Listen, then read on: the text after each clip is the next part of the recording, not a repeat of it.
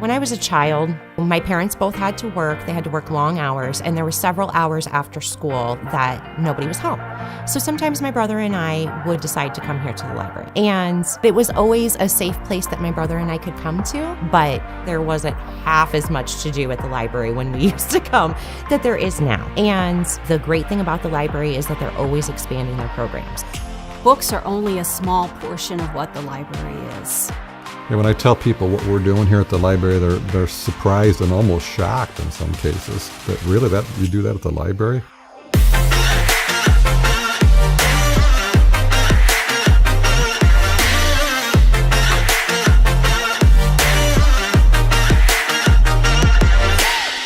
And I have always found that when you work with people of all ages, that if you make it fun and they just kind of learn by accident, all of a sudden they can do some pretty amazing stuff. So we teach things like soldering, robotics, various art things. There's been a few leatherworking classes where people learn how to do some stitching. They learn how to identify hardware, how to wire something properly, how to use a voltmeter. And those skills can result in employment down the road. What's most exciting to me is when you've connected somebody with something they didn't know existed before, and like light bulbs go off. You don't know what that impact is going to be, and they may never realize that, oh, it's that day I played with cubelets that started me on this path.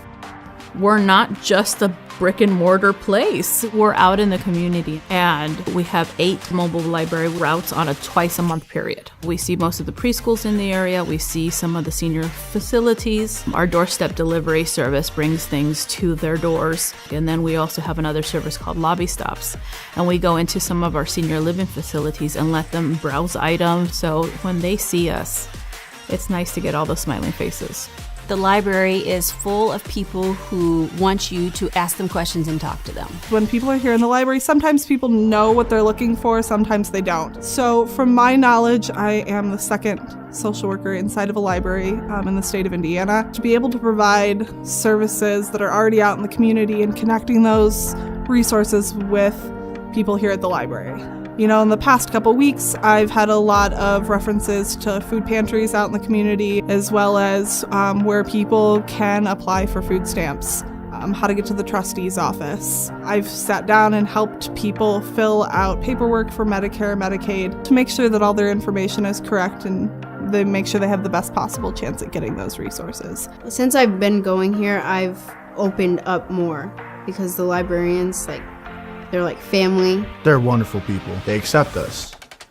And we can always, ask them for advice and they'll be there for us. They make me want to be a better person. They know my kids by name, and it's always nice to walk in and they always say good morning, and they make it a point to come and talk to them, and it's just very sweet. The library as a whole remodeled several of our branches over this past year.